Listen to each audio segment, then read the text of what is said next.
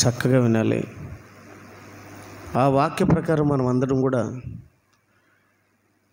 చక్కగా బ్రతకడానికి ప్రయత్నం చేయాలి. కానీ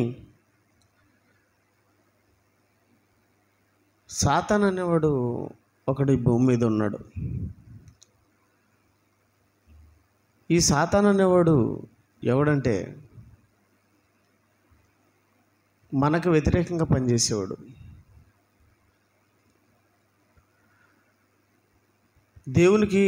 దేవుని ఆలోచనలకు వ్యతిరేకంగా పనిచేసేవాడు. 2 ఫ్యాన్లు ఆఫ్ చేసి. దేవుని వాక్యానికి భిన్నంగా బ్రతకడానికి సిద్ధపడేవాడు. అంటే వాక్యం మన కోసం వచ్చింది, అందుకే వాక్యం అంటే వాడు కోపం. ఇప్పుడు ఉదాహరణకు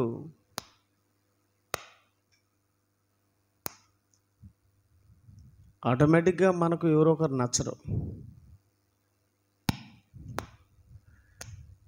ఆటోమేటిక్గా మనకు కొంతమంది నచ్చకుండా ఉండొచ్చు. అది స్వార్థం వలనో, లేకపోతే గొడవ వలనో, లేకపోతే ఏదో ఒకటి సమస్యల వల్ల వాళ్ళు నచ్చరండి మాకంటారు. ఆ నచ్చని వాళ్ళ దగ్గరికి ఎవరైనా పోయారనుకోండి, వాళ్ళంటే మనకు నచ్చరు తర్వాత. నిజమేనా? అప్పుడు దాకా మాట్లాడుతూ ఉన్న మనం వాళ్ళతో మాట్లాడుతూ ఉండొచ్చు, చక్కగా ఉండొచ్చు. కానీ తర్వాత వాళ్ళతో ఒక రకంగా ఉంటాం అన్నమాట, నచ్చదు ఇంకా. అలాగే యేసుక్రీస్తు వారితో వాడు బాగానే ఉన్నాడు. సాతాను అన్నాడు పరలోకంలో ఉన్నప్పుడు, దేవదూతగా ఉన్నప్పుడు వాడు బాగానే ఉన్నాడు. ఎప్పుడైతే యేసుక్రీస్తు వారు మన దగ్గరకు వచ్చినాడో, యేసుక్రీస్తు వారు అంటే వాడికి నచ్చలే ఇంకా. ఎందుకంటే మనమంటే సాతానుడికి నచ్చదు కదా. మన వల్లనే పరలోకం పోయింది అనే ఒక ఫీలింగ్లో ఉన్నాడు వాడు. అర్థమవుతుంది మీకు? మన వల్లనే వాడికి పరలోకం పోయింది, మన వల్లనే వాడికి ఆ పరలోకంలో మంచి జీవితం సర్వనాశనం అయిపోయిందనే కోపంతో వాడు సింహం వల్లే ఎవరిని మింగుదునా అని చెప్పి గర్జించి సింహం వల్లే తిరుగుచున్నాడు అని బైబిల్లో ఉంది. ఎవరిని మింగుతున్నా? ఎవరిని మింగాలని? దేవుణ్ణే, యేసుప్రభునా, పరిశుద్ధాత్మనా? మన వలన ఎవరిని మింగాలని వాడు కోపం? ఎక్కువ ఎవరి మీద కోపం వాడికి? మన మీదే. దేవుడిని మింగగలడా? దేవుడి జోడికి వెళ్ళగలడా? అసలు ఆయన దిట్టు కూడా చూడడానికి వాడికి అవకాశం లేదు. యేసుప్రభు దిట్టు కూడా చూడడానికి అవకాశం లేదు. పరిశుద్ధాత్మ దేవుడు అస్సలు ఆయన జోలికి వెళ్ళలేడు. మిగిలింది ఎవరంటే మనమే. ఆదాం కాలం నుంచి ఇప్పటి వరకు ఉన్నటువంటి మనుషులందరినీ వాడు ఏం చేస్తున్నాడు? మింగేస్తున్నాడు. ఎవరిని మింగుతున్నా అని చెప్పి గర్జించు సింహం వలె వెతకుచూ తిరుగుతున్నాడు. ఎవరిని వెతుకుతున్నాడు? మన వల్లనే వెతుకుతూ తిరుగుతుండేది. ఎక్కడ భక్తుడు ఉంటాడా, ఎక్కడ దేవుని వాక్యం తెలిసిన వాడు ఉంటాడా, వాళ్ళని మింగేయాల. అందరినీ మింగేసిన వాళ్ళు కానీ మిగిలిన వాళ్ళు ఎవరైనా ఉన్నారంటే కొంతమంది భక్తులు ఉంటారు కదా. ఈ ప్రపంచంలో అందరిని మింగేసాడు, అందరిని పట్టేశాడు. ప్రారంభం ఆదాం దగ్గర నుంచి కూడా ఉదయాన్నే చెప్పాను, సురేష్ అన్న విన్నారు కదా. ఎవడైతే అంటే నరకానికి పోయే తప్పుడు పనులు ఉంటాయి.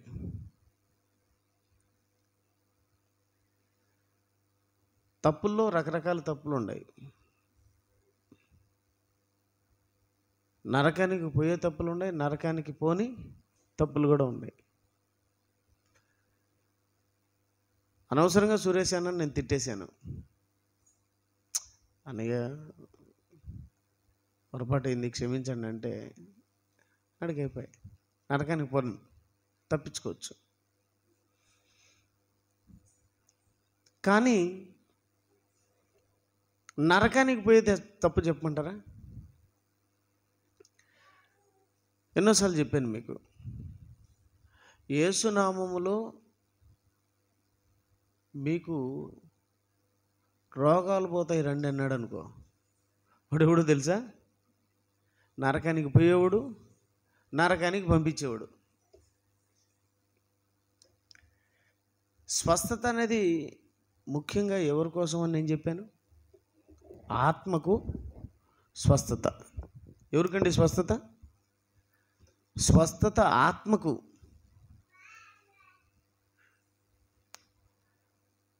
ఎందుకంటే పాపముల చేత, అపరాధముల చేత చచ్చిపోయిండం మనం.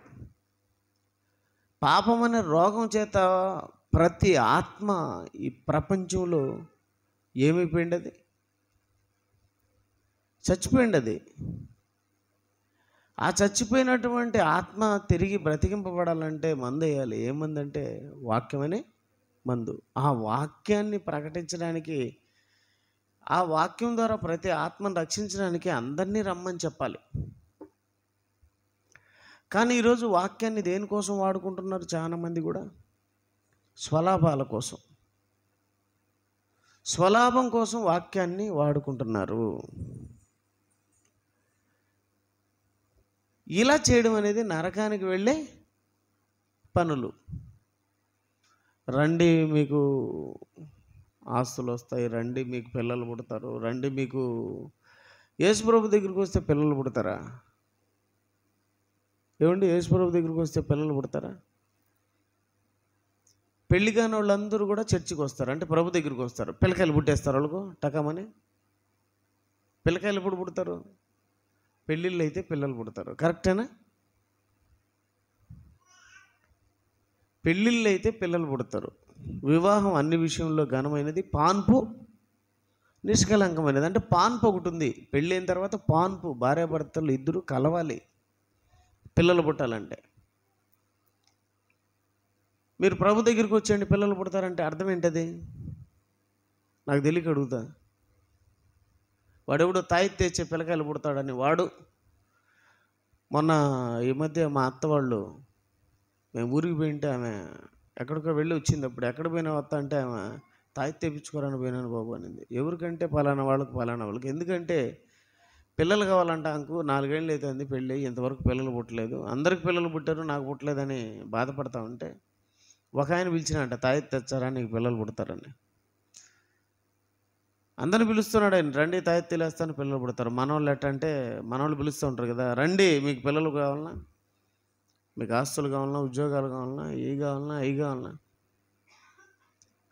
రండి అంటున్నారు కదా. అలాగే వాడు అంటున్నాడు తాయిత్తులు వేస్తానని ఒకడు. ఇంకొకడు అయితే పొరకతో కొడతాను, దర్గాలో ఉంటాను నేను, పొరకతో కొడతాను, రండి మీకు పిల్లలు పుడతాయి అంటే పొరకతో కొట్టేవాడు ఒకడు, షాట్తో కొట్టేవాడు ఒకడు, బైబిల్తో కొట్టేవాడు ఒకడు.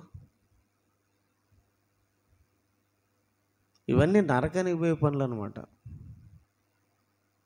మరణకరమైన పాపాలు ఇవన్నీ. మరణం అంటే నరకం. తాయెత్తులు కడితే పిల్లకాయలు పుడతారా?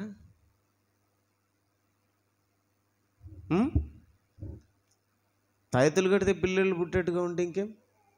నాకు తెలిసి పెళ్ళిళ్ళు కూడా అవసరం లే. పెళ్ళిళ్ళు చేసుకోకుండానే తల్లి అయిపోవచ్చు తాయెత్తుతో. అంటే ఈనేవాడు ఉండాలి కానీ ఇందిరాగాంధీ కూడా మా అక్క అనేవాడు ఉన్నాడు, మా ఎవ్వ అనేవాడు ఉన్నాడు, మా బంధువు అనేవాడు ఉన్నాడు. వినేవాడు ఎర్రోడు అయితే చెప్పేవాడు ఏమైనా చెప్తాడు. జనాలు వెర్రివాళ్ళండి. అందుకే యేసుక్రీస్తు వాళ్ళు వీళ్ళు గొర్రెలోని పేరు పెట్టాడు. ప్రియులారా, బైబిల్లో ఒక మంచి మాట ఉంది, చూడండి ఒకసారి. కొరంథీయులకు రాసినటువంటి మొదటి పత్రిక, కొరంథీయులకు రాసినటువంటి మొదటి పత్రిక 15వ అధ్యాయము 19వ వచనాన్ని చూడండి. మీరందరూ నాకు తక్కువ మంది వచ్చారా ఎక్కువ మంది వచ్చారా అనేది కాదు, కానీ వచ్చిన ఒక్కరైనా సరే వాక్యాన్ని బాగా విని అది ఆలోచించి వెళ్ళాలి. మీరు ఏదో వచ్చాములే అన్నట్టు వచ్చి విన్నాములే అన్నట్టు వినేసి వెళ్ళిపోతే మీకు వాక్యం అర్థం కాదు. మీరు చెబుతున్నప్పుడు ఆ వాక్యాన్ని బాగా ధ్యానించాలి.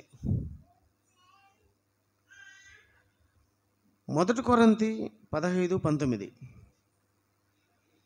ఈ జీవితకాలం మట్టుకే బాగా చదవండి.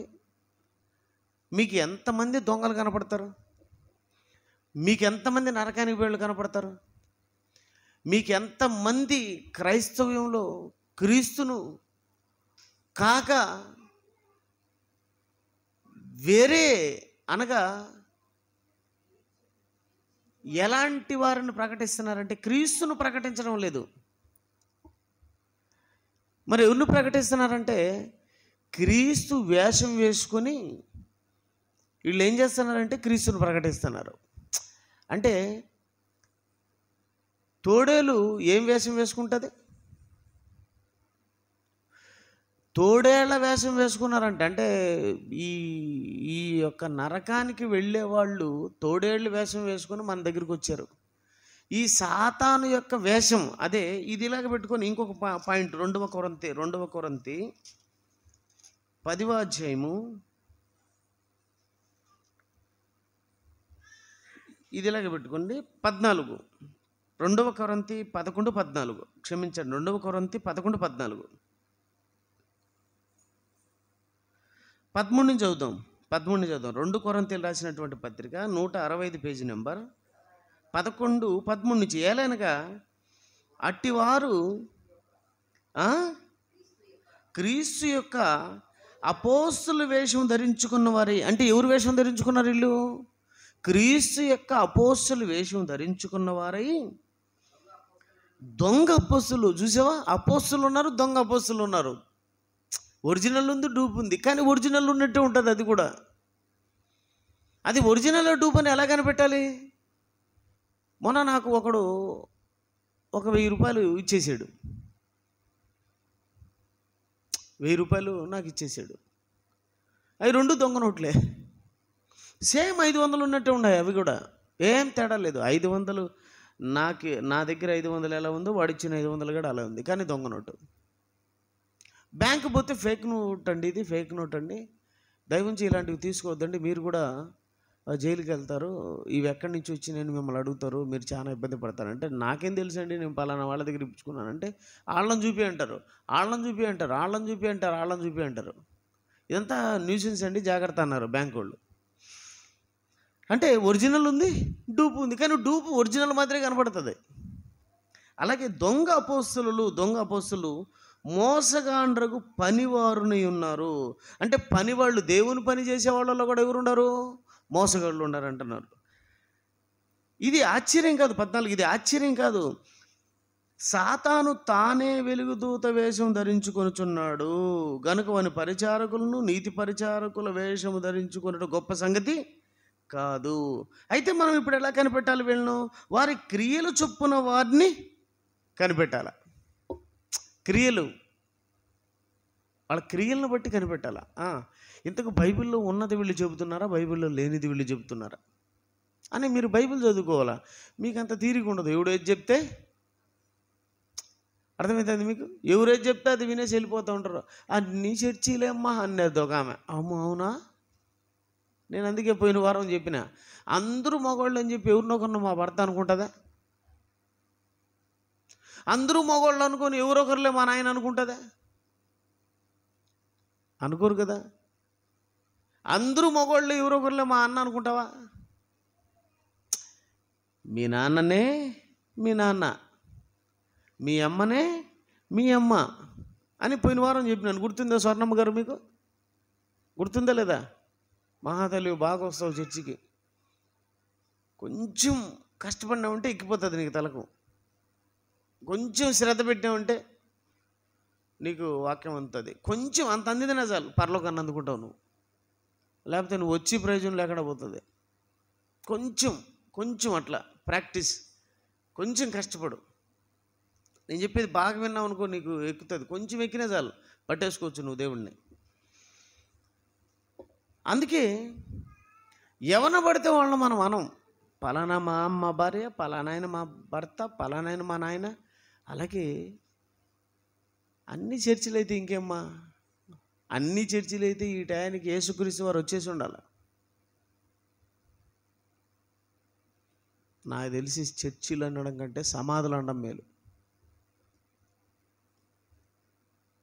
యేసుప్రభు అంటారు, ఒరే మీరు సున్నం కొట్టిన సమాధులను పోలిన వారు ఉన్నారు.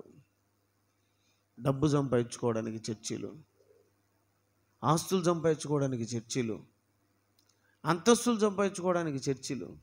అప్పుడప్పుడు కొందరు అంటూ ఉంటారు, ఏమీ లేకుండా వచ్చాడండి, కొన్ని కోట్లు సంపాదించాడండి. ఎట సంపాదించాడండి కొన్ని కోట్లు? ఏ విధంగా వచ్చిందండి కొన్ని కోట్లు?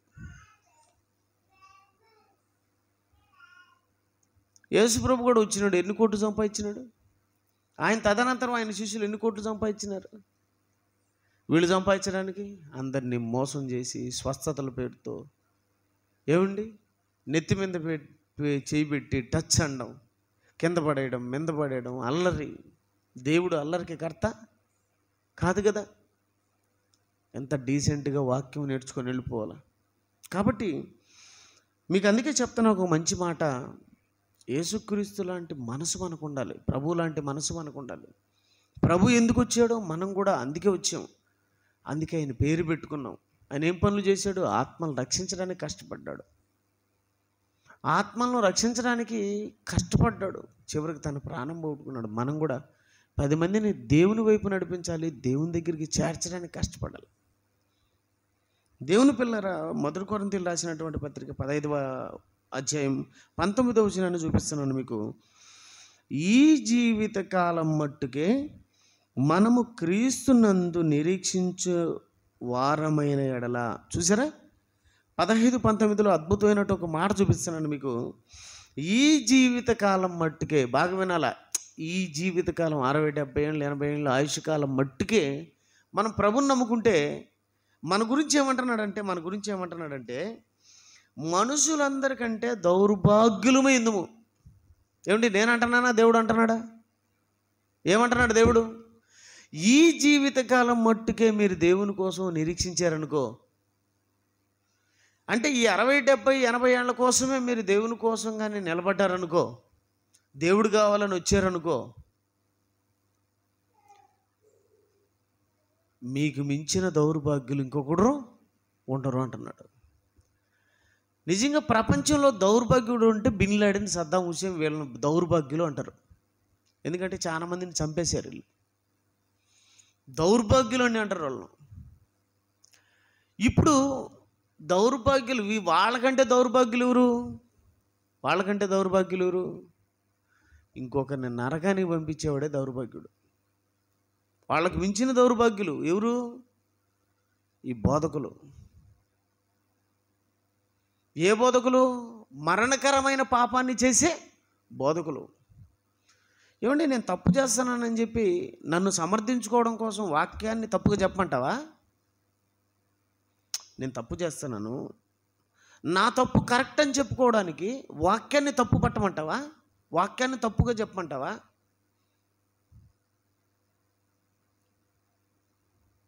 అర్థమవుతుంది మీకు? అంటే నా తప్పుడు పనుల కోసం వాక్యాన్ని కూడా ఏం చేస్తున్నాను, నేను నాకు అనుకూలంగా మార్చుకుంటున్నాను అన్నమాట. ఇదే మరణకరమైన పాపం. ఈ సాతాను గాడనేవాడు ఈ లోకానికి వచ్చి ఏ పాపం చేయిస్తున్నాడు తెలుసా మనతో? ఏ పాపాలు చేయిస్తాడు తెలుసా వాడు? నరకానికి పోయే పాపం. ఆ పాపమే మరణకరమైన పాపం. ఆ పాపాలు చేయిస్తాడు. ఇప్పుడు మీ ఇంట్లో వాళ్ళంతా చాలా డేంజర్లో ఉన్నట్టు అన్నయ్య, ఇప్పుడు ఏ పాపంలో ఉన్నారు తెలుసా వాళ్ళు? దేవుడు కాని దాన్ని వాళ్ళు ఏం చేస్తున్నారు? దేవుడు అనేది అన్నం పెడుతున్నారు. ఏ పాపం ఇది? ఇది సాతాను జయించే పనులు. దేవుడు కాని వారి దగ్గరికి వెళ్ళి మనం ఏం చేస్తున్నాం? సీఎం కాని వారి దగ్గరికి వెళ్ళి సీఎం అన్నాం అనుకో, సీఎం ఊరుకు ఉంటాడా? ఎమ్మెల్యే కాని వాళ్ళ దగ్గరికి వెళితే ఎమ్మెల్యే ఊరుకు ఉంటాడా? ఇప్పుడు ఎమ్మెల్యే ఎవరు? మన కడపకు పలానా. వేరే వాళ్ళ కాడికి ఎమ్మెల్యే గారు వందనాలు సార్, మీరు చాలా మంచివాళ్ళు సార్, అబ్బా మీ వల్ల అంటే ఈ ఎమ్మెల్యే పరిస్థితి. దేవుడు కాని వాళ్ళ దగ్గరికి వెళ్ళి ఏం చేస్తున్నారు ఈరోజు? దేవుడు అంటున్నారు. అది డబ్బా? ఒక విగ్రహమా? విగ్రహం అంటే కోరిక. అంటే నీ కోరిక చొప్పున వెళ్ళడమే కదప్ప, నీ కోరిక ఎవరు నీకు అనుకూలంగా ఉంటే వాళ్ళు నీకు దేవుడు. కరెక్టేనా? రాజకీయ నాయకుడు వస్తాడు, ఓటర్ దేవుళ్ళకు వందనాలు అంటాడు, ఓటర్ దేవుళ్ళకు నమస్కారం అంటాడు. అంటే ఓటర్ ఈయనకి ఎవరు అయిపోయినారు? ఇప్పుడు దేవుడు అయిపోయినాడు. ఎందుకు? వాడితో ఈయనకి పని ఉంది, వాడితో అనుకూలంగా ఉండాలా. ఓటర్కు దేవుడు ఎవరు? ఈయన ఎలక్షన్లో ఎవరైతే క్వార్టర్ ఇస్తాడో ఆ ఓటర్కు ఈయన దేవుడు. కరెక్టేనా? అంటే క్వార్టర్కు ఈయన ఏమైపోయాడు? అమ్ముడు పోయి ఆయన ఏమంటున్నాడు? దేవుడు. అంటే క్వార్టర్కు దేవుడు, ఓటేసేవాడు దేవుడు. ఇక సరుకులకు పోయినామనుకో, కస్టమర్లు ఎవరంట? మా దేవుళ్ళు. చూసినావా? వీళ్ళకి అనుకూలంగా ఎవరుంటారో వాళ్ళే దేవుళ్ళు. అంటే మా కస్టమర్ దేవుళ్ళకి నమస్కారములు. కస్టమర్లే దేవుడు. అంటే ఎవడు అనుకూలంగా ఉంటే వాడు దేవుడు. మనం కూడా ఎవడు అనుకూలంగా ఉంటే వాడితో వెళ్ళిపోతూ ఉంటాం. తప్పు. నేను తప్పుడో నేనంత మాత్రాన వాక్యాన్ని తప్పు చెప్పొద్దు. నేను తప్పుడోనే, నేను మంచోడిని కాదు. నేను ముమ్మాటికి ఎప్పుడు చెప్తా ఉంటాను, నేను ఎప్పుడు కూడా తప్పుడోనే బాబు, నేను మంచోడిని కాదు. ఏదో ఆ దేవుడు దయ ఉంటే నేను మంచోడిగా మారుతాను, ఆయన అనుకుంటే మంచోడిని అవుతాను, ఆయన అనుకుంటే నీతిమంతుడిని అవుతాను. కానీ ఏదో నా గొప్పతనం వల్ల, నేను ప్రకటించే సువార్తల వల్ల, నేనేదో ఖర్చుల్లో దేవుని కోసం పెట్టడం వల్ల, జరిగించే లేఖనాల పరిశోధన వల్ల నేను మంచోడిని కాలేను, నీతిమంతుని కాలేను. దేవుడు దయ ఉంటే నీతిమంతుని కాగలను. ప్రభు ఎవరిని మెచ్చుకున్నా వాడే యోగ్యుడు. కాబట్టి ఈ ప్రపంచానికి తెలియని దాన్ని తెలియజేయడానికి యేసుక్రీస్తు వారు వస్తే, అది తెలుసుకోనికుండా యుగ సంబంధమైన దేవత వారి మనోనేత్రములకు గుడితనం కలిగించింది. ఏది తెలుసుకోవాలో దాన్ని తెలియకుండా ఏమండి చాలా దారి తెప్పించిందండి సాతాను. మనం నచ్చదు వాడికి, మనం నచ్చము వాడికి, మనం వాడికి నచ్చం. వాడు ఒక దేవదూత, పరలోకంలో బ్రహ్మాండంగా ఉన్నాడు. ఇప్పుడే విజయన్ అన్నాడు, దేవుడు చెప్పాడంట కదన్నా దేవదూతలు దేవునికి పుట్టినవారని అన్నాడు. దేవుడు మనల్ని కన్నాడన్నా, వాళ్ళని నేను కన్నాను అని ఎక్కడా చెప్పలేదు. ఆ మాట కాబట్టి నీకు చూపిస్తాను, ఒకసారి చూడు. ఏప్రిల్ రాసిన పత్రిక చూడు. ఎవడో నీకు చెప్పుంటాడు, ఎక్కడో యూట్యూబ్లో వినుంటావు, కానీ అది తప్పు. ఏప్రిల్ రాసినటువంటి పత్రిక నీకు చక్కగా వివరించి చెప్తాను. నీకు ఎంత చెప్పినా వాడినే నమ్ముతావు, కానీ నన్ను నమ్మను. నీకు వాక్యం తీర్చి చూపించిన ఒక పక్క అనుమానమే. బాగా చెప్తా నేను. ఏప్రిల్ రాసినటువంటి పత్రిక 1వ అధ్యాయము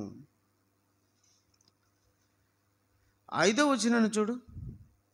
పక్కగా మంచి వచనం చూపిస్తాను నీకు. ఏలయనగా నీవు నా కుమారుడువు, నేను నేడు నిన్ను కనియున్నాను అనియు, ఇదియుగాక నేను ఆయనకు తండ్రిని యుందును, ఆయన నా కుమారుడు యుండును అనియు ఆ దూతలలో ఎవనితోనైనా ఎప్పుడైనా చెప్పేనా? దొరికిందా? చదవలేదనా? కరెక్ట్గా ఉంది చూడు. నేను చెప్పడం లేదు, దేవుడు చెప్తున్నాడు. పరిశుద్ధాత్మ దేవుడు పౌలు గారితో రాయిస్తున్న మాట ఇది. నమ్ముతావా నమ్మవా? ఎందుకంటే నీకేం కావాలి చెప్పు. మరలా చదువుతా నిన్ను, నేను మరలా చదువుతా నిన్ను, షాక్లో ఉండవేమో. ఒకటే ఒక వచనంతో ముగించేస్తా, ఇంకెక్కువలే. ఏలయనగా 5, ఏలయనగా నీవు నా కుమారుడువు, నేను నేడు నిన్ను కనియున్నాను అనియు, ఇదియుగాక నేను ఆయనకు తండ్రిని యుందును. ఎవరికి? దేవదూతలకు తండ్రిని యుందును. నేడు నేను నిన్ను కనియున్నాను అనియు ఆయనకు, అంటే దేవదూతలకు తండ్రిని యుందును. ఆయన నాకు కుమారుడు యుండును, అంటే దేవదూతలు నా కుమారులు యుందురు అనియు ఆ దూతలతో ఎవనితోనైనా ఎప్పుడైనాను చెప్పినాడా? కానీ నిన్ను నా కొడుకు అని చెప్పినాడు. దేవదూతలు కొడుకులు కూతుర్లు కాదు అసలు. మనమే దేవునికి పిల్లలం, ఆయనకు పుట్టిన పిల్లలం.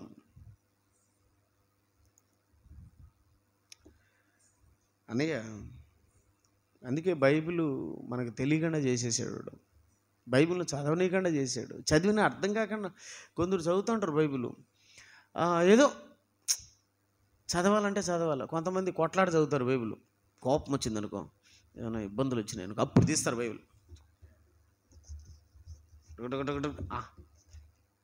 అయిపోయి మళ్ళీ కోపం తగ్గిపెట్టాం. మళ్ళీ కోపం వచ్చినప్పుడు, ఏదన్నా ఇరుకులు ఇబ్బందులు వచ్చినప్పుడు బైబిల్. మిగతాప్పుడు బైబిల్ ఎడ చదవాలి తెలుసా? ప్రశాంతంగా, మంచి మనసుతో, దేవుడు అర్థం కావడానికి మనం బైబిల్ను చదవాలి. సాతాను అనేవాడు ఒక దేవదూత, అటు పరలోకంలో ఉన్నాడు. ఎప్పుడైతే ఈ విషయాలు, హెబ్రీలు రాసినటువంటి పత్రికలోని సంగతులన్నీ కూడా మొదటి అధ్యాయంలో ఉంటాయి. చాలా విషయాలు చదవండి. మొదటి అధ్యాయము, 2వ అధ్యాయం. నాకు పిల్లలు పుడతారు, ఆ పిల్లలకు మీరంతా సేవకులని ఎప్పుడైతే చెప్పాడు, వెంటనే వాడు ఏం చేశాడు అంటే, మేము వాళ్ళకి సేవకులు. అవును, మరి సింహాసనాలు, అధికారాలు ఎవరికంటే వాళ్ళకే. నా పిల్లలకి అధికారాలు, నా పిల్లలకి సింహాసనాలు అంటే మాకు లేదా? లేదు. అదేంటి? అంతే, నువ్వు సేవకుడివే. మీ ఇంట్లో పనుడు నీతో కొడుకుగా ఉండగట్టుకు సమానుడుగా తగునా? పనుడే. పనుడికి నీ ఆస్తి అంతస్తి ఏమన్నాయి, కానీ పనుడేనా? పనుడే. నీకు ఒక 50 సెంట్లు ఉంది, ఏదో 2 సెంట్లు తీసుకోపో అని ఇస్తావు. ఎందుకు? పనుడు కనుక, మంచోడు కనుక. పనోళ్ళు కూడా మంచోళ్ళు ఉంటారు, ఏదో మంచోడు కనుక తీసుకో. చాలామంది పనోళ్ళు ఇంట్లో పిల్లలతో పాటు పెరుగుతూ ఉంటారు, మన పిల్లలతో పాటు కూడా పెరుగుతూ ఉంటారు. అంటే యజమాని మంచోడైతే తన పిల్లలతో పాటు సమానంగా చూసుకుంటారు. తన పిల్లలకు 2 డ్రెస్సులు తీసుకొస్తే పనుడికి కూడా 2 డ్రెస్సులు. పిల్లలకు బిర్యానీ చేసి పెడితే పనోళ్ళకి కూడా, అంటే ప్రేమ, అది మంచితనం. అది దేవుడు కూడా దేవదూతలను కూడా తన పిల్లలతో పాటు కూడా చూసుకుంటున్నాడు. వాళ్ళకి ఏ తక్కువ చేయలేదు. కానీ వీడికి దుర్బుద్ధి పుట్టింది. నాకు కూడా అధికారం ఉండాలి కదా, నేను కూడా దేవుని పక్కలో కూర్చోవాలి కదా, ఆయనతో పాటు సమానంగా ఉండాలి కదా. ఆయన ఏంటి, యేసుక్రీస్తు వారికి మిగతా వాళ్ళకి ఇస్తానంటున్నాడు. సమానం ఎవరికి? యేసుప్రభుకి. మిగిలిన పిల్లలకు దేవునితో సమానముగా ఉండుట విడిచిపెట్టకూడని భాగ్యం అని ఆయన ఎంచుకోలేదు. అంటే దేవుడితో సమానంగా ఉండే భాగ్యం ఎవరికి? యేసుక్రీస్తు వారికి. తదనంతరం ఆయన పిల్లలకు, యేసుక్రీస్తు వారి తర్వాత ఉన్నటువంటి పిల్లలకు, మనందరికీ. కానీ వాడు అది ఒప్పుకోలేదు. మీరు పరలోకంలో దేవుని పక్కన కూర్చుంటారా? అంటే మీకు అధికారాలు, మీకు సింహాసనాలు, మీకు ఎట్లా పోతారో ఆ సింహాసనాల మీదకి నేను చూస్తానని చెప్పి వాడు ఏం చేస్తున్నాడు? భూమి మీదకి వచ్చిన మన మీద పడ్డాడు వచ్చి. ఇప్పుడు పరలోకంలో లేడు, ఆ నుంచి ఎక్కడ పడ్డాడు? వచ్చి పాతాళంలో పడ్డాడు. పాతాళంలోంచి భూమి మీదకి వచ్చాడు కొద్ది రోజులు. ఎందుకు? మనం వచ్చాం కదా ఇక్కడికి, మన దగ్గరికి వచ్చాడు. కోపం ఎవరి మీద? మన మీద. మనం పరలోకం వెళ్ళకూడదు. ఇప్పుడు ఏం చేయాలి మనం? ఇప్పుడు ఏం చేయాలండి? సాతాను పరలోకం పోకూడదంటే ఇంకెక్కడ పోవాలా? 2 లోకాలు ఉన్నాయి, ఒకటి పరలోకం, ఒకటి పాతాళం. పరలోకం పోకపోతే ఇంకెక్కడ పోవాలా? ఇప్పుడు పాతాళం పోవాలి మనమంతా. అంటే ఓడు పాతాళం పోయినాడు కనుక నేను పాతాళం పోవాలా? చాలామందిని గమనించండి, ఈడు తిండు ఇంకొకడిని తిన్నాడు, ఈడు చేయడు ఇంకొకడిని చేయనీడు, ఈడు బతకడు ఇంకొకడిని బతకనిడు, జిహాద్ అంటాడు, బెల్ట్ బాంబు పెట్టుకుంటాడు, మనుషులందరినీ చంపేస్తాడు. అంటే ఈడు బతకడు ఇంకొకడిని బతకనిడు. ఇదే బుద్ధి ఎవరికి? సాతానుగాడికి. ఓడు బతకడానికి ఇష్టపడడం లేదు, ఇంకొకడిని బతకడానికి ఇష్టపడడం లేదు. వాడు చేస్తున్నాడు నరకానికి వెళ్ళి మనల్ని తీసుకొని పోవాలని వాడు విశ్వ ప్రయత్నం చేసి ప్రతి మనిషిని ఏ మరణానికి సిద్ధపాటు కలిగిన వాడిగా చేస్తున్నాడు తెలుసా? అదే 2వ మరణం, అదే నరకం. ఆ నరకానికి పోవడానికి ప్రతి మనిషిని సిద్ధపరుస్తున్నాడు. సిద్ధపడిపోయారు. ఈరోజు ప్రపంచం అంతా నరకానికి వెళ్ళేదానికి సిద్ధపడింది, కానీ దేవుని దగ్గర వెళ్ళడానికి ఎవడు సిద్ధపడ్డాడు చెప్పండి? నేను అందుకే అడుగుతాను, చర్చి ఇంత ఉంది కదా, చాలామంది సాయంత్రం పూట ఖాళీగా ఉంటారు కదా, ఎందుకు చర్చికి రాలా? సిద్ధపరిచింది ఎక్కడికి పోవడానికి? అందరినీ సిద్ధంగా ఉన్నారు, అందరూ ఇళ్లలో కూర్చొని సిద్ధంగా ఉన్నాడు. అటాక్ వచ్చి చచ్చినారు గాడికి, ఎక్కడ పోతారు? ఏం సావురాదని ఏమన్నా వారంటీ గ్యారెంటీ ఉందా? చచ్చిపోయినారు అనుకో, అందరూ ఆడిపోతారండి. మ్యాక్సిమం మన కడపలోనే తీసుకోండి, చాలా మంది చచ్చిపోయినారు ఈరోజు. ఏమండి, సగం మంది చచ్చిపోతారు, సగం మంది పుడతారు కదా, ఈ సగం మంది అడిగిపోయినారు. మీకు అర్థమవుతుందా? సగం మంది పుడితే సగం మంది చచ్చిపోతారు. నాకు తెలిసి పుట్టేవాళ్ళు ఎక్కువ, చచ్చేవాళ్ళు తక్కువే అనుకున్నాం. 100% చచ్చిపోతే 80% పిల్లలు పుడుతున్నారు కదా. ఈ 100 మంది ఎక్కడికి వెళ్తున్నారు? నరకానికే సిద్ధపడిపోయారు. ఆడు సిద్ధపాటు చేశాడు. ఎలా సిద్ధపాటు చేశాడంటే మరణకరమైన పాపానికి సిద్ధపాటు చేశాడు.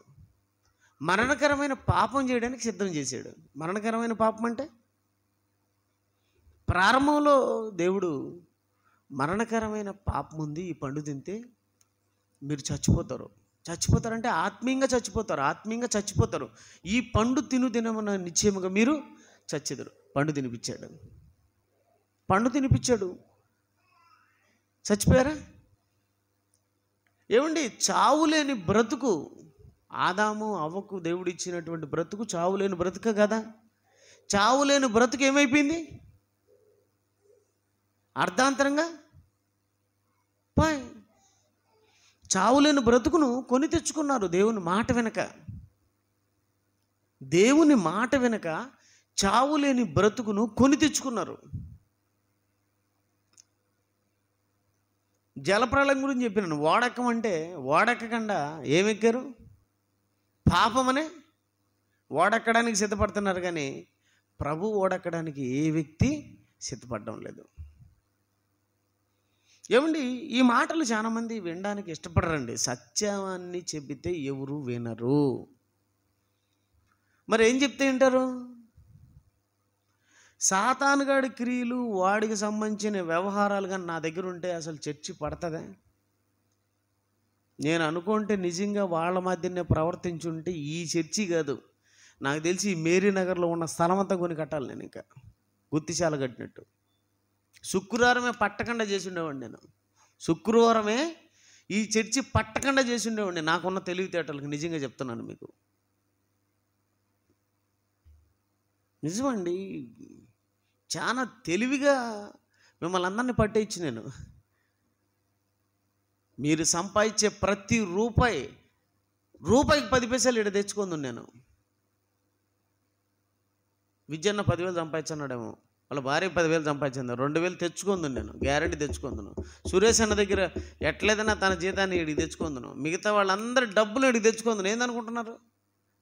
సత్సావు నువ్వు నీ దశంభంగా నీడికి రాకపోతే దేవుడు నాకు రాత్రి కళ్ళ వచ్చి చెప్పినట్టు అయిపోయి ఏమవ్వాలి జీతం వీడికి? దశంభాగం అంతే మరి. రేపు పొద్దునకి చచ్చారు అన్నాను అనుకో, అయిపోయా. పొద్దునకి రాత్రి వీడికి అందులో గేటు కాడికి వచ్చి యేసు నామములో మీరు చచ్చుదురుగాక దశంభాగంగా రాకపోయిందని నేను అనుకో, ఏం పరిస్థితి? భయపడరు ఇంకా. ఇట్లా భయపడిచ్చి అందరి దగ్గర డబ్బులు తీసుకుంటున్నాడు తెలుసా మీకు? మొన్నొకడు కాటికాపరే జ్యోతిష్యుడు, పుయ్యేవాడు పోతున్నాడు. పుయ్యేవాడు పోకుండా ఆ మనిషి టెట్టా చూసపోతున్నాడు. ఈడేంది నాది ఇటు చూసపోతున్నాడు అని వాడు మరలా పుయ్యేవాడు పోకుండా మళ్ళీ వెనుకొచ్చి మళ్ళీ ఎట్టా చూసి ముందుకు పోయి మళ్ళీ ఎట్టా చూసి వెళ్ళిపోతున్నాడు. అందులో కాలు చూసిపోతున్నాడు. చూస్తుంటే వాడికి ఏమంటే ఏం లేదు, అంతా బాగుంది, ఏదో ఒక దోషం నిన్ను వెంటాడుతుంది, అది నాకు కనపడుతుంది, నీకు చెప్పకుండా పోలేకపోతున్నా నేను అన్నాడు. ఏం దోషం అన్నాడు. ఏం లేదు, ఒక చిన్నది ప్రాణగండం ఉండదు అన్నాడు. వాడు భయపడి అల్లాడిపోయినాడు. మీరు కూడా భయపడతారు కాటికాపరికి, క్రైస్తవులు కూడా భయపడతారు తెలుసా? వాడు ఏం లేదు, ఒక ప్రమాదం ఉంది, దాన్ని తప్పించుకోవాలి, లేకపోతే స్వామి చెప్పు స్వామి ఎక్కడ ఏమవుతుంది? ఏం లేదు, ఒకటి ఉంది, అది ఎట్ట పోగొట్టాలంటే ఒకటి ఉంది నా దగ్గర, కోడ్ ఒకటి, ఒక 1000 రూపాయలు ఒక డబ్బు తెచ్చుకో చేస్తాను. ఏమండి 1000 కాదు 1500 ఇచ్చినాడు వాడికి, ఆ అంతరం ఇచ్చేసి పోవాల్సి. అంటే ఆడి భయం వీడికి బలం, ఆడి బలహీనత వీడికి బలం. ఈరోజు జనాలందరూ ప్రజల బలహీనతను ఏం చేసుకుంటున్నారు? డబ్బు చేసుకుంటున్నారండి, ధనం చేసుకుంటున్నారండి. దేవుని పిల్లలారా, ఈరోజు సాతాను కూడా మనుషులందరినీ, దేవుని వైపుకు తిరుగుతున్న ప్రతి ఒక్కరిని తన వైపుకు తిప్పుకున్నాడు. వాళ్ళ బలహీనత ఆడికి బలం మార్చుకున్నాడు. కాబట్టి మరణకరమైన పాపం, మంచి జీవితం, ఆనందకరమైన బ్రతుకు ఎవరిది? ఆదాముది అవ్వది. ఏం చేశాడు? మోసం చేసి వాళ్ళని ఏం చేశాడంటే మాయ చేసి మంచి జీవితాన్ని సర్వనాశనం చేశాడు. అర్థమైంది మీకు? దేవుడు చెప్పాడు, తింటే చచ్చిపోతావు అని చెప్పాడు. ఏ పాపం లేకి తీసుకుపోయింది సాతాను వాళ్ళను? ఏ పాపం గురించి మాట్లాడుతున్నానంటే మరణకరమైన పాపం. ఏ పాపం చేయించింది? మరణకరమైన పాపం. మరణకరమైన పాపం అంటే మరణం అంటే నరకం. మరణం అంటే గుర్తుపెట్టుకోండి, మరణం అంటే నరకం. ఈ లోకంలో ఉన్న మరణం అనేది మరణం కాదు. దేవుని దృష్టిలో మరణం ఏందో తెలుసా? నరకం. ఆ నరకానికి తీసుకుపోయే పనుల్లో ఈ దొంగ సేవకులంతా ఉండరు. ఈ సేవకులంతా ఎవరు మనుషులు అంటే సాతానుగాడి మనుషులు. 100% వీళ్ళే ఉన్నారు. ఎక్కడో మంచి వాళ్ళు ఉండేది, అంతే కదా అమ్మ. చెడ్డవాళ్ళు ఎక్కువ ఉన్నారా, మంచి వాళ్ళు ఎక్కువ ఉన్నారా? అందరి దగ్గర వాళ్ళే ఉండేది. ఏళ్ల మీద ఎంచుకోవాలి మంచోడిని. దేవుని పిల్లలరా, సాతాను మాయాజాలం. దేవుని దగ్గరికి రంటారు బాబు అంటే దేవుని దగ్గరికి రారు. సత్యం ఎక్కడుంటే అక్కడికి రాడు. సైతాన్ని ఆడుకుంటే ఆడిపోతారు. సైతాన్ని ఆడుంటే ఆడికే. లేకపోతే మిమ్మల్ని అడుగుతున్నాను నేను, శుక్రవారం ఎంతమంది పోతారండి ఆడికి? ఊరు పెట్టుండే ఆ చర్చికిమ్మా ఎంతమంది పోతారన్నా? దేనికి పోతారన్నా? దేనికి పోతారు? శుక్రవారం పొద్దున్నే అందరూ పోతారు. మొత్తం జనాలు కుప్పలు, మనోళ్ళు ఎక్కువ. ఎందుకు పోతారు నాకు చెప్పండి? స్వస్థత కోసం. ఏ స్వస్థత? దేనికి కావాలి స్వస్థత? శరీరానికి. కానీ ఈ స్వస్థత వాస్తవంగా ఆత్మగా శరీరానికే? ఆత్మ. చచ్చిపోతే నరకానికి పోయి శరీరమా ఆత్మ? శరీరం మట్టి లేకపోతుంది, నరకం లేకపోతుంది. అది దానికి ఎందుకు స్వస్థత? స్వస్థత ఎవరికి కావాలా? ఎవరు బాగుపడాలా? ఆత్మ. దానికి స్వస్థత ఉన్నది. రండి అనే సేవకుడు ఏడి? ఆత్మ స్వస్థతలు కమాన్ అందరూ రండి అన్నాడా? ఆత్మ స్వస్థత సభలు రండి అన్నాడు ఎవడన్నా? ఎక్కడైనా ఆత్మ స్వస్థత సభలు అనే పేరు చూశారు మీరు? అసలు ఎవరికి కావాలి స్వస్థత? ఆత్మ. మీ ఆత్మలను రక్షించుటకు శక్తి గల వాక్యమును సాత్వికమైన మనసుతో అంగీకరించండి. అంటే ఆత్మను రక్షించే వాక్యం ఎక్కడుంది? రండి అని ఎవడు పిలిచినాడు? శరీరాలు బాగైపోతాయి. ముసలోళ్ళు పాపం, ముసలోళ్ళు అయినాక వాళ్ళు నడుచారా? నడచలేడు సరిగ్గా, కాళ్ళు పనిచేయవు. కానీ రా నడుచావు అంటాడు. నాకు ఎట్ట నడుచాడో అర్థం కావడంలే. ఇప్పుడు ఆమెకు పళ్ళు లేవు. మన ముందర ఉండే పెద్దమ్మకు పళ్ళు ఏం లేవు. రా నీకు పళ్ళు వచ్చాయంటాడు. ఎట్టొచ్చాయి? పళ్ళు వచ్చాయి ఆమెకు టకటకమని వచ్చేసాయి. ఇదంతా కూడా మాయ అన్నమాట. అంటే మరణకరమైన పాపములేకి తీసుకుని వెళుతుంది. అందుకే ఈ జీవితకాలం మట్టుకే క్రీస్తునందు మనం నిరీక్షించు వారమైన ఎడల మనకంటే దౌర్భాగ్యులు ఇంకొకరు ఉండరని 1 కొరింథీ 15:19 మీకు మంచి వాక్యం. ఈ జీవితకాలం మట్టుకంటే ఈ 4 రోజులు బ్రతకడానికి యేసుక్రీస్తు వారి దగ్గరికి వస్తే వాడంత దౌర్భాగ్యుడు ఇంకొకడు ఉండడు. జీవితాంతం బ్రతకడానికి రావాలి ఆయన దగ్గరికి. ఈ జీవితకాలం మట్టుకే కాదు, ఈ జీవితం తర్వాత మరొక జీవితం ఉంది. ఆ జీవితాన్ని కూడా పొందడానికి ఆయన దగ్గరికి రావాలి. కానీ ఈ 4 రోజుల కోసం ఆయన దగ్గరికి రావాల్సిన అవసరం లేదు. ఆయన దగ్గరికి రాకపోతే బ్రతకరా? యేసుప్రభు దగ్గర రాకపోతే బ్రతకరా? నాకు తెలియక అడుగుతాను. మిగతా వాళ్ళు బతకడం లేదా? చాలామంది అంటూ ఉంటారు, ప్రభు దగ్గరికి వచ్చి మేము ఇల్లు కట్టుకున్నామ్మా అండి.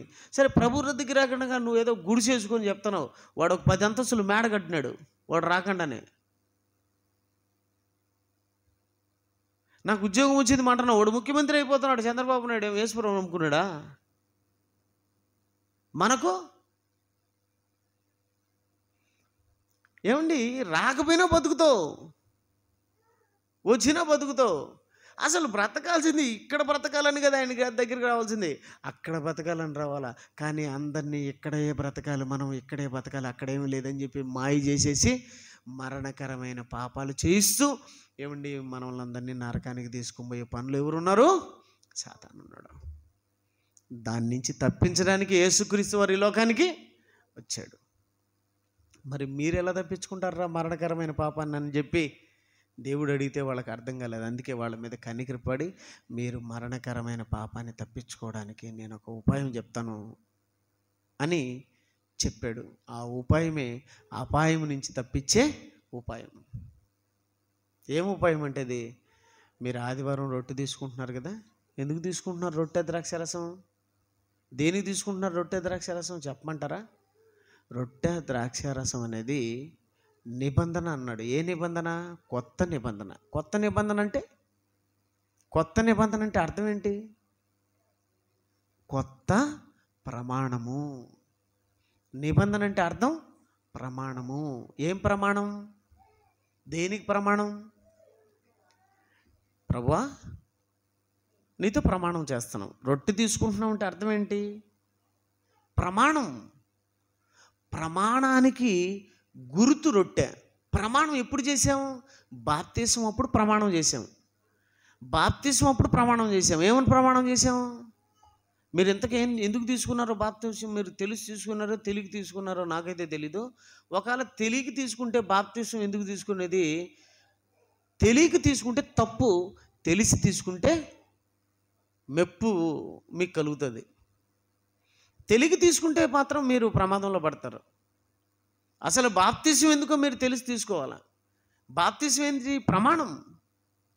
పెళ్ళి అయ్యేటప్పుడు భార్యాభర్తలు ప్రమాణం చేసుకున్నట్టు బాప్తిసం ద్వారా దేవునితో మనం ప్రమాణం చేసాం యేసు ప్రభుతో. ప్రభువా ఇంకా మా జీవితం నువ్వే, మా బ్రతుకు నువ్వే, మాకు శాశ్వతంగా అన్నీ నువ్వే. ఇక అన్నీ వదిలేస్తున్నాం, పాపాలన్నీ వదిలేస్తున్నాం, లోకాన్ని వదిలేస్తున్నాం, అంతా వదిలేసి నేను నీ దగ్గరికి వచ్చేస్తున్నాను, నువ్వే మాకంతా. అంతేనా? పెళ్ళేటప్పుడు భార్య ఇక ముందు వాళ్ళ అమ్మోళ్ళ ఇల్లు, వాళ్ళ అక్కోళ్ళ ఇల్లు, వాళ్ళ చిన్నమ్మ ఇల్లు, వాళ్ళ పెద్దమ్మ ఇల్లు ముందు ఎంజాయ్గా తిరుగుతూ ఉండేది, ఆనందంగా మాట్లాడుతూ ఉండేది, అంతా ఉండేది. పెళ్ళైన తర్వాత కట్. ఎందుకు? ఇప్పుడు ఎవరు వచ్చినారు ఆమె జీవితంలోకి? భర్త వచ్చినాడు. భర్త వచ్చేసినాడు. ఇంక భర్త అడుగుజాడలో నడుచుకోవాలా. అందుకు ప్రమాణం చేస్తుంది. మనల్ని ఎడబాపు వరకు నిన్ను నేను వదలను, నిన్ను నేను విడవను, రోగం వచ్చినా ఏదొచ్చినా అని చెప్పి ప్రమాణం చేస్తుంది. ఓకేనా? అలాగే యేసుక్రీస్తు వారితో మనం కూడా ప్రమాణం చేసాం. ఇంక మాకంతా నువ్వే అని చెప్పి ప్రమాణం చేసాం. అదే బాప్తిసం. ఇప్పుడు ఆయన అడుగుజాడల్లో మనం నడుచుకునేదానికి వచ్చాం. ఆయన అడుగుజాడలు ఏంటివి? ఆయన ఎక్కడ నడుచుకోమన్నాడు, ఏ విధంగా నడుచుకోమన్నాడు అంటే సర్వలోకానికి వెళ్ళి సర్వసృష్టికి సువార్తను ప్రకటించాలా. ఈ పాత్రలోనిది తాగునప్పుడల్లా నా మరణమును మీరు ప్రచురించుదురు అన్నాడు. అంటే ప్రతి ఆదివారం మనం రొట్టె తీసుకుంటాం కదా, దేనికి తీసుకుంటున్నాం? ఆయన మరణ సమాధి పునరుత్థానమును ప్రకటించడానికి తీసుకుంటున్నాం. ఎంతమంది ఈ రొట్టె తీసుకొని ఆయన మరణ సమాధి పునరుత్థానం ప్రకటిస్తాను చెప్పండి? మరి ఎందుకు తీసుకుంటారమ్మా రొట్టె ద్రాక్ష? ఎందుకు తీసుకుంటున్నారు అంటే ఊరికే వాళ్ళు తాగుతున్నారు మేము తాగుతామనే? ఒకసారి అట్నే మాకు తెలిసిన చర్చికి వచ్చి వాళ్ళు తాగుతున్నారు అని చెప్పి గలాస్ చేసుకుని కుట్ట అంతా తాగేసింది. అమ్మ ఒక్కరవ చక్కెర ఉన్నట్టు భలే ఉండు మనింది. మీకు అర్థమైందే? అంటే ఆమె ఎందుకు తీసుకునింది నాకు తెలీదు. ఇప్పుడు చర్చికి పోయి అందరూ తీసుకుంటున్నారు. ఎందుకు తీసుకుంటున్నారు తెలీదు. ఆయన మరణ సమాధి పునరుత్థానమును ప్రకటించాలా. అది మర్చిపోయాం. మనకు ఈ రొట్టె ద్రాక్షరసం ఏం చేస్తుందంటే గుర్తు. ఈ రొట్టె ద్రాక్షరసం ప్రమాణానికి గుర్తు. నువ్వు ఆ రోజు ప్రమాణం చేసావు కదా, దానికి గుర్తు ఈ రొట్టె ద్రాక్షరసం. గుర్తు చేస్తున్నాడు. గుర్తెందుకు? నువ్వు వెళ్ళి సువార్త ప్రకటించాలా, చాలా మందిని కాపాడాలా. ఎందుకంటే నువ్వు పరలోకం పోవాలంటే నువ్వు కాపాడబడాలా. ఎలా కాపాడబడతావు? సువార్త ప్రకటించి నువ్వు కాపాడబడాలా. ఇదమ్మా తీకూర అంటే ఇదిగమ్మా పులకూర. నువ్వు సువార్త ప్రకటించి నీకు పరలోకం ఇస్తా. నువ్వు సువార్తను ప్రకటిస్తే నీకు పరలోకం ఇస్తా. నువ్వు సువార్తను ప్రకటిస్తే నీకు పరలోకం ఇస్తా. ఏమన్నా అర్థమవుతుంది మీ అందరికీ? నువ్వు సువార్తను కానీ ప్రకటిస్తే నీకు పరలోకం ఇస్తాను నేను. నువ్వు సువార్తను ప్రకటించకుండా, నీ ఇంట్లో వాళ్ళని దేవునిలో నడిపించకుండా, నువ్వు దేవునిలో నడుచుకోకుండా నీకు పరలోకం ఇమ్మంటే నేను ఎలా ఇస్తాను? ఎవరు అడుగుతున్నారు ఈ మాట? యేసుప్రభు అడుగుతున్నాడు. అంటే మరణకరమైన పాపం, అంటే మరణకరమైనటువంటి పాపం అంటే నరకానికి వెళ్ళేది అది. ఆ పాపాల నుంచి నిన్ను తప్పించడానికి, ఆ పాపంలోంచి నిన్ను బయటపడేయడానికి ఇదిగో ఆ సాతానుగాడు మార్గంలో ఉండకుండా, వాడు మార్గంలో ఉంటే నువ్వు నరకానికి పోతావు. అందుకే నా దగ్గరికి వచ్చి బాప్తిసం తీసుకో, బాప్తిసం తీసుకున్న తర్వాత ఈ సువార్తను ప్రకటించు అంటే మరణకరమైన పాపములో నుంచి నిన్ను తప్పించడానికి యేసుక్రీస్తు వాడు వచ్చాడు. అర్థమవుతుంది మీకు? కాబట్టి సాతాను అనేవాడు మనల్ని ఎప్పుడు కూడా నరకం వైపు నడిపిస్తాడు కానీ పరలోకం వైపు నడిపించాడు. అందుకే యేసుప్రభు వచ్చినాడు పరలోకం వైపు నడిపించడానికి. కానీ ఆయన కష్టం ఏదో బుగ్గిపాలైపోతుంది అంటారు కదా, అట్లుంది. ఆయన ప్రాణం పెట్టాడు. సాతాను గడు ప్రాణం పెట్టాడు. వాడు ఏం చేశాడండి? ఏం చేయలేదండి. కానీ వాడు వశమైపోయారు అందరూ. ఎంత చేసినా యేసుక్రీస్తు వారు వశం కాలేదండి. ఎవరు? ప్రాణం పెట్టాడు మన కోసం, తన జీవితాన్ని త్యాగం చేశాడు. సమస్తం మనమే అనుకున్నాడు కానీ ఆయన వైపు చూసేవాడు ఒక్కళ్ళేడండి. ఆయనకు మతం అనేది ఆపాదించినారు, కులం అనేది ఆపాదించినారు. పాపం ఆయనకు మతం లేదు, కులం లేదు. ఆయన మార్గం, యేసుక్రీస్తు వారు మార్గం. ఏమండి, చదువు కులమా? చదువుకునే సైన్స్ ఉంది, చదువుకునే తెలుగు ఉంది, చదువుకునే సోషల్ ఉంది. మాస్టర్ ఉన్నాడు సురేష్ అన్న ఇక్కడ, అన్నది కులమా మతమా? మనిషిని అంటే ఒక నాగరికత తెలిసిన వ్యక్తిగా తయారు చేసేది కదా చదువు. మరి యేసుప్రభు మార్గం. కానీ సాతానుగాడు ఆయన కులాన్ని ఆపాదించినాడు, సాతానుగాడు ఆయనకు మతాన్ని ఆపాదించాడు. ఎందుకంటే ఆయన దగ్గరికి వెళ్ళకూడదు. వీడు మాదిగోడు, వీడు మాలోడు అంటే ఇంకొకడు వాడి దగ్గరికి రాడు. అంతేనా? మొన్న బాగా పెళ్ళి అయిపోతుందండి, ఇద్దరు బాగా పెళ్లి చేసుకునే పరిస్థితి వచ్చిందండి. ఇద్దరు ప్రేమించుకున్నారండి. కానీ వాళ్ళకాడికి పోయి వాళ్ళు మాదిగోళ్ళు కానీ అన్నాడు, వాళ్ళకాడికి పోయి వీళ్ళు మాలోళ్ళు కానీ అన్నాడు. అంతే, ఛీ మేము ఆ కులంలోకి ఎందుకు పోతాం మాదిగోళ్ళ దగ్గరికి అని చెప్పి వాళ్ళు వెంటనే ఆ పెళ్ళిని క్యాన్సిల్ చేసుకున్నారు. అలాగే యేసుప్రభు దగ్గరికి కూడా వచ్చి వాళ్ళు మాలోళ్ళు కానీ అని చెప్పి రెట్లకు పోయి చెప్పినాడు. అర్థమైంది నీకు? ఆయన మాలోళ్ళు దేవుడు అనగానే వీళ్ళకి ఫీలింగ్, ఏం ఫీలింగ్? ఆహా మాలోళ్ళు దేవుడా, అయితే మేము ఎందుకు పోతాం, మా దేవుడు ఒకడు ఉండాలే. అర్థమైంది మీకు? అంటే దేవుని దగ్గరికి రాకుండా చేసేసాడు. సరే, క్రైస్తవులకు ఇక్కడికి సాయంత్రం మీటింగ్ కదా అమ్మ, ఈ సాయంత్రం ఎక్కడ చర్చిలు లేవు కదా ఈ చుట్టుపక్కల, అందరూ మేరీ నగర్ అంటే ఏందమ్మా, అందరూ క్రైస్తవులు ఉండే ఊరే కదా. మరి ఎందుకు రాలేదమ్మా వీడికి? షడ్రక్ మనోడు కాదు, షడ్రక్ యానాథుడు. మనమంతా మాలోలము మాదిగోళము, షడ్రక్ యానాథుడు. ఆయన చర్చికి పోకూడదు, మన మాదిగోళ్ళ చర్చికే పోవాలా, మన మాలోడు చర్చికే పోవాలా. ఆయన మనోడు కదా, ఈయన మనోడు కదా. షడ్రక్ ఎవరు? మనోడు కాదు, మన తమ్ముడు కాదు, మన అక్క కాదు, మన చెల్లి కాదు, మన అయినపోయినోడు కాదు. వాడెవడు? అడిగిపోవద్దండి. అంతేనా? ఏదో ఒక మెలికి పెట్టి ఇడికి రానికుండా చేస్తారా? ఆయన ఏదేదో చెప్తాడండి. మీరింట్లో సినిమాలు చూసుకోవచ్చు, మీరింట్లో సీరియళ్ళు చూసుకోవచ్చు, మీరన్నీ వినొచ్చు. నేను ఏదన్నా ఒక్క ఉపమానం చెప్పినానుకో దేవుడి కోసం, దేవుడు అర్థం కావడం కోసం ఒక సినిమా చెప్తాను. సరే, మీరు సినిమా చూడనోళ్ళ, నన్ను అనేవాళ్ళు సినిమా చూడనోళ్ళ, నన్ను అనేవాళ్ళు సీరియల్ చూడనోళ్ళ. ఆయన సినిమాల గురించి చెప్తాడండి. ఓకే, నేను సినిమాల గురించి చెప్తాను, మీకు అర్థమయ్యేదని చెప్పినాను అనుకున్నాం. మీరు సినిమాలు చూడనోళ్ళ. సమాధానం ఉందా నా దగ్గర? నా మాటకు సమాధానం ఉందా? నేను సినిమా గురించి చెప్తున్నాను, మీరు సినిమాలు చూడడం లేదా? టీవీలు పెట్టుకొని, డిష్లు పెట్టుకొని బూతులు చూస్తున్నారే, బూతు పాటలు చూస్తున్నారే, బూతు సినిమాలు చూస్తున్నారే, అది తిట్టుకునేది కొట్టుకునేది సీరియళ్ళు చూసుకుంటున్నారే. మరి దానికేం చెప్తారు? నేను దేవుడు అర్థం కావడానికి మీకు చెప్పాను. అర్థమవుతుందా? ఉపమానం చెప్పాను దేవుడు అర్థం కావడానికి. యేసుప్రభు ఉపమానాలు చెప్పలేదన్నా? లోకంలో ఉండే ఉపమానాలు తీసుకొచ్చి చెప్పలేదా? మరి ఆయన ఎందుకు చెప్పినాడు ఉపమానాలు? ఒక సమరయ స్త్రీ గురించి రాయించినారు బైబిల్లో. సమరయ స్త్రీ అంటే ఎవరండి? 6 మంది మొగుళ్ళు ఉండరు అనుకో, 5 మంది ఉన్నారు, నీకు ఇప్పుడు 6వ వాడు అన్నాడు. ఏమండి ఆ మాటలు చెప్పొచ్చా మరి యేసుప్రభు? నేను అడుగుతాను. లోతు 2 కూతుళ్ళతో శయనించారు. లోతు 2 కూతుళ్ళు నాయనకు మందు పోయి నాయనతో శయనించినారు. మరి అది తప్పుడు మాటలు కదా. అంటే ఇది బైబిల్ పడే, మరి బైబిల్ అన్నీ ఉన్నాయి కదా కొన్ని. ఎందుకు రాయించినాడు? నీకు అర్థమయ్యేదానికి రాయించినాడు. బైబిల్ తప్పుడు గ్రంథమా? తప్పుడు గ్రంథమా? నీకు అర్థం అవడానికి రాయించినాడు ఆ మాటలు. నీకు అర్థం అవడానికి తాగితే కూతుర్లనే ఆలోచన కూడా నీకు కలగదరా బాబు. తాగిన వాడికి కూతురు, భార్య, అమ్మ అనేది అర్థం కాదు అని తెలియజేయడానికి లోతు సందర్భం రాసినాడు. అది అర్థం కాక బైబిల్ తప్పు అంటున్నారు కొందరు. ఇప్పుడు మీకు అర్థం కాక నన్ను కూడా ఏమంటున్నారు? తప్పు అంటున్నారు. ఏమండి, ఆలోచించుకుంటే అంటే నీ దృష్టిలో నేను తప్పుడోనిగా కనపడుతున్నప్పుడు నేనేం చేయగలను దానికి? నీ చూపు అట్టుంది నా మీద. నన్ను మంచోడు అనుకో, మంచోడుగానే కనపడతా. చెడ్డోడు అనుకుంటే చెడ్డోడుగానే కనపడతా. నా మాటలో ఏదైనా తప్పు ఉంటే అప్పుడే అన్న నువ్వు పలానా తప్పు మాట చెప్పావునా, వాక్య ప్రకారం చెప్పు అనాలా. ఎవరన్నా వస్తారా? అట చెప్పరు. ఆ పక్కకి పోతారు, ఈ పక్కకి పోతారు. ఆయన సినిమాల గురించి చెప్తున్నాడండి, సీరియల్ గురించి చెప్తాడండి. ఇంకేం చెప్పాలండి మీకు?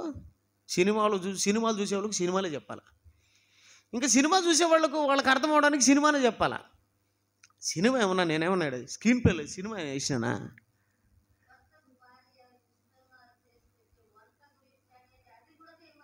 అదే చెప్తున్నాను కదా. ఇక్కడైనా నేను సినిమా వేసినానా ఎప్పుడన్నా? ఒక సీరియల్ వేసినానా? అంటే సైతానుగాడు పాపం వీళ్ళందరినీ కూడా మరణకరమైన పాపం తిట్టు నడిపిస్తున్నాడు. నేను జాలి పడుతున్నానమ్మా, కోప్పడినమ్మా.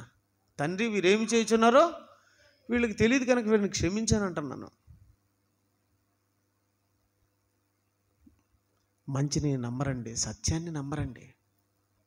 కాబట్టి దేవుని పిల్లలరా, మీరందరూ కూడా ఉండేది కొద్ది మంది అయినా కూడా ఆ మరణకరమైన పాపం నుంచి తప్పించుకోవాలి, వాటిలోంచి బయటపడాల. రానీరు, సాతానుగాడు రానీడు. చర్చిలన్నీ కూడా కబ్జా చేసుకున్నారు. ఒక్కొక్కరు స్థలాలు కబ్జా చేసుకున్నట్టు చర్చిల్లో ఉన్న మనుషులను అందరినీ కబ్జా చేసుకున్నారన్నమాట. ఆ చర్చికి పోతే అంతే నరకానికి పోతూ ఉంటాడు. సత్యం ఇంకోళ్ళు భయపడి. ఏం ఆ చర్చికి పోతే నరకానికి ఎందుకు పోతావు? నేను ఎప్పుడన్నా మిమ్మల్ని ఆ చర్చికి పోవద్దు, ఈ చర్చికి పోవద్దు, చచ్చిపోతావు అని ఎప్పుడన్నా చెప్పినానా? ఎప్పుడు చెప్పనే? పో, అంత లెక్క తిరిగిరా. ఆడ బాగుంటాడు ఇను, ఆడ చక్కగా చెప్తాడు ఇను. ఏ హోటల్లో భోజనం బాగుంటే ఆ హోటల్ పో, తిరుగు. ఏ చర్చి తిరుగుతావు తిరుగు. ఇక్కడ చక్కగా నేను వాక్యం చెప్పినానా, మీకు నచ్చిందే ఉనండి, నచ్చకపోతే రైట్ వెళ్ళిపోవచ్చు. డబ్బు కోసం కదా నేను చర్చి పెట్టుకునింది. దేవుని పిల్లల్ని కాపాడడానికండి చర్చి. దేవుని పిల్లరా, సాతానుగాడు, మాయిగాడు మరణకరమైన పాపంలోకి తిప్పడానికి చాలా ప్రయత్నం చేస్తాడు. మీరు కనిపెట్టాలి. అవన్నీ కనిపెట్టడానికే చర్చికి వస్తున్నారు. మరణకరమైన పాపం ఏందో తెలుసా? ఈ జీవిత కాలం మట్టుకే క్రీస్తునందు మనం నిరీక్షించిన ఎడల మనకంటే దౌర్భాగ్యులు ఇంకొకరు ఉండరు అన్నాడు. అంటే లోక సంబంధమైన వాటి కోసం దేవుని దగ్గరికి రావద్దండి, పర సంబంధమైన వాటి కోసం దేవుని దగ్గరికి రండి. ప్రార్థన చేసుకున్నాం. తండ్రి, ఇంతవరకు మంచి సంగతులు మాకు అందించినందుకు కృతజ్ఞతలు. అందుకున్న ప్రతి మాట మిమ్మల్ని పొందుకునేంతవరకు తండ్రి, మేము ఈ లోకంలో మీకోసం చక్కగా బ్రతకడానికి సహాయం చేయండి. నీ బిడ్డలందరినీ దీవించండి. వెళుతున్న పిల్లల్ని రక్షించండి తండ్రి. నీ వాక్యంలో అందరూ నూరంతలుగా ఫలించుటకు సహాయం చేయండి తండ్రి. మీ సన్నిధి తోడుగా నీడగా ఉంచమని వేడుకుంటూ, మీ చేతికి మమ్మల్ని మేము అప్పగించుకుంటూ, మమ్మల్ని మేము తగ్గించుకుంటూ, ఇదిగోనైనా మరణకరమైనటువంటి పాపం గురించి తండ్రి మీకు మీ పిల్లలకు వాక్యం చెప్పాను. చక్కగా విన్నారు నాయన. విన్న ప్రతి ఒక్కరూ మంచి మనసుతో నీ పిల్లలు బాగుపడడానికి సహాయం చేయండి. వారి కుటుంబాన్ని దీవించండి. యేసు ప్రభు నామములో ప్రార్థన అడుగుచున్నాము తండ్రి. ఆమేన్. అందరికీ వందనాలు.